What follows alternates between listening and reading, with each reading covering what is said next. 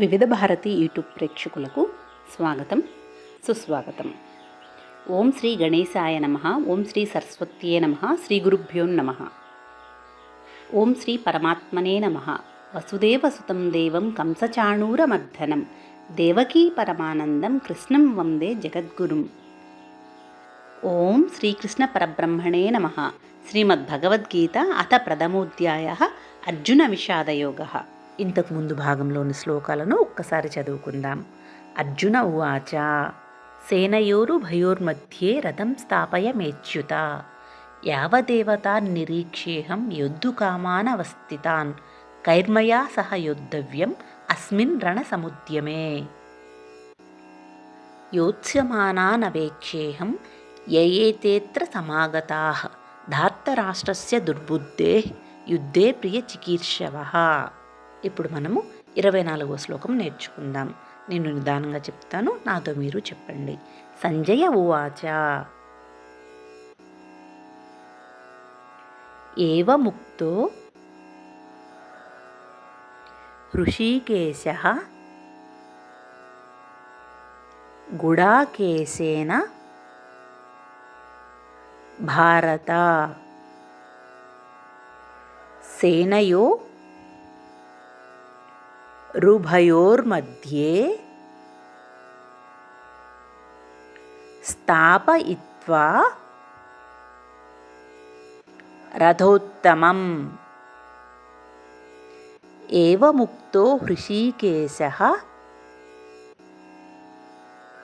గుడాకేశేన భారత సేనయోరుభయోర్మధ్యే స్థాపయిత్వా రథోత్తమం. మొత్తం పద్యాన్ని కలిపి చదువుకుందాం.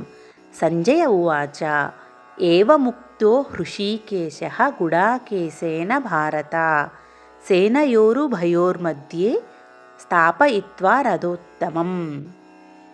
ఏవముక్తో హృషీకేశః గుడాకేశేన భారత సేనయోరుభయోర్మధ్యే స్థాపయిత్వా రథోత్తమం. ఏవముక్తో హృషీకేశః గుడాకేశేన భారత సేనయోరుభయోర్మధ్యే స్థాపయిత్వా రథోత్తమం. మనం 24వ శ్లోకానికి తాత్పర్యం తెలుసుకుందాం. ఇప్పుడు సంజయుడు ధృతరాష్ట్రునితో ఇలా చెబుతూ ఉన్నాడు. అర్జునుడి చేత అడగబడిన శ్రీకృష్ణుడు ఉభయ సేనల మధ్య ఉత్తమ రథాన్ని నిలబెట్టాడు అని అర్థము ఈ శ్లోకానికి. మనం 25వ శ్లోకం నేర్చుకుందాం. భీష్మద్రోణ ప్రముఖతః సర్వేషాం చ మహీక్షితాం ఉవాచ పార్థ పశ్యైతాన్ సమవేతాన్ కురూనితి. భీష్మద్రోణ ప్రముఖతః సర్వేషాం చ మహీక్షితాం ఉవాచ పార్థ పశ్యైతాన్ సమవేతాన్ కురూనితి.